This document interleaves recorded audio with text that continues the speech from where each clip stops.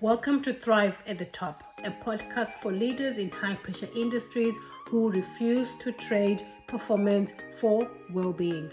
My name is Mabble and I am the co-founder of Complete Wellbeing Global and the creator of the Safe Pillars Framework. And every week, we do a deep dive into real conversations that matter: mental health, resilience, psychological safety, leadership under pressure, and what it really takes to lead a resilient, high-performing team. If you're ready to lead with clarity, courage, and care, you're in the right place. And today, the topic of discussion is mental health risk. Do you know what a mental health risk is? I bet you do, because you've probably dealt with several in your workplace. But how prepared are you? We're going to go deep dive into this conversation in how you need to have a plan in place to support the mental health well-being of your leaders and your team. Let's dive in. Do you have a contingency plan as an organization? What am I talking about? You know how we've been trained to have fire drills to practice. I even had it in primary school, where we practice, we know who is in charge or who takes lead when there's a fire. We have fire drills in schools, we have fire drills in companies, right? We know who's in charge, we know who to follow, we have a pathway, we have a stand-up point at the exit, we know the exits, and we practice this so that when the actual fire happens, we all know exactly what to do. In your organization, when there's a mental health crisis, do you know what to do? Who takes the lead? Who's the person with the green safety jumper, with the red hat, whatever you want to symbolize as your identified person when there's a crisis? Do you have a named person so that when something happens, all your workforce know who to speak to? Because if you don't have a contingency plan, and when something eventually does happen, the result is panic. And the result is systematic failure of the organization. And the third step is recovery from that failure. It takes even longer, and you can have adverse results in the rest of the staff, who maybe they just might be one mental health incident, but because there is no plan, there is no safety plan, there is no contingency plan, even more people are going to be harmed because you were unable to handle that one incident. What does a mental health emergency look like? It could be anything from change within the organization, might be relocation, might be expansion, might be retrenchment, might be closing down, right? Any changes within the organization will impact the rest of the workforce, whether they've been notified well in advance or it's been sudden changes. It always has adverse impacts on the staff. Therefore, that's considered a mental health emergency. So it's going to affect people emotionally, it's going to affect people mentally, and somehow, somewhere along the line, it looks like a threat, right? Therefore, it's considered a mental health emergency.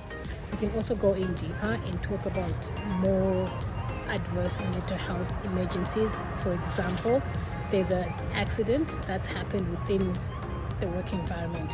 So maybe there's an injury. So one of the staff has been injured physically, right, because of an accident. Maybe machinery has fallen down on the staff. Maybe there's been an explosion. Maybe there's been a fire. Something that's happened within the workplace, right? And the result was one of the staff has been injured. This is a mental health injury. Why? Because as well as we're focusing on the physical of this person who actually experienced the physical injury, so experienced mental health injury, the people around, so the rest of the staff, the colleagues, right, witnessing this physical injury, who experience a mental health injury, right?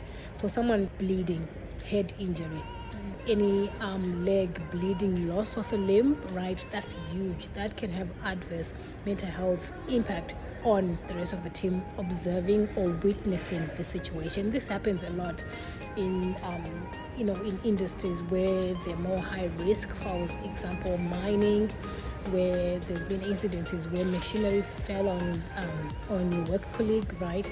So that's an example of a mental health injury. Other examples of mental health injuries could be one of your work colleagues commits suicide. That is a bit scary to talk about, but that's the reality of life. Things happen. It might have happened at home and your staff do not actually witness this. They hear it, they come to work the following day and they hear so and so committed suicide. Or you could be the person who actually become the first person to identify the person who has committed suicide. So you're the first person to see your colleague lying dead on the floor or in whatever environment they are in. You're the first person, or you see this person in this situation. That we like to call it a mental health injury. Why? Because the impact it has on a person's mentality or person's emotions is harsh. That it might have at home, so there was no actual body that was discovered in the workplace, but you come in to work the next day and you hear so and so is not here, this is what happened. Maybe the family let you know that so and so was found dead. This has dramatic impact on your workforce, especially if they've been working with this colleague. If one of these colleagues been in your workplace, if they've been working with each other every day, right, it will have some adverse impact on their mental welfare. This is a mental health risk that we're talking about. Another example of a mental health emergency is when staff are retrenched, or the rest of the staff witness someone having to leave work because of sudden issues, or they've been fired, or they've resigned. We really think about the impact it has on the staff that are remaining. How are we looking after the staff that are remaining when something like that happens? That's a mental health risk. How do we define a mental health risk? It can look simply like one CEO I was having a conversation with at another event was recollecting how he felt or what he went through the Brazil incident that happened. This is like really going back in the 1999 when the Brazil dam burst, right? And more than 200 people were killed in that incident. What he said to me, his words, when I did ask him, so how did you get over it? He said he would never get over it. He still holds the burden. This is more than 10, 15 years when the incident occurred. He said he would never get over it. Those are his specific words. And I said, what help do you have for yourself in order to manage this emergency that happened? He said he got nothing. The next question I asked is, do you have anything in place in your organization right now that will support you and the rest of the workforce if something like this again happens in the future? He goes, no, that I know of. So this is what I talk about when I mention, does your organization have a contingency plan, a crisis response plan when something happens? Unfortunately, we cannot predict when emergencies happen, especially in the workforce. And the more risk your environment is, the higher the chances of something happening and the more that it will impact your workforce. This dam explosion that killed the villagers, right, because it was a dam explosion. They had done everything they could have done. After all the investigation, they were trying to see what happened. They had measured everything had been identified as safe. According to all the calculations and the engineering that had been done, this dam had been called safe, but then it exploded anyway, and waters flooded the bottom of the village, and villagers were killed.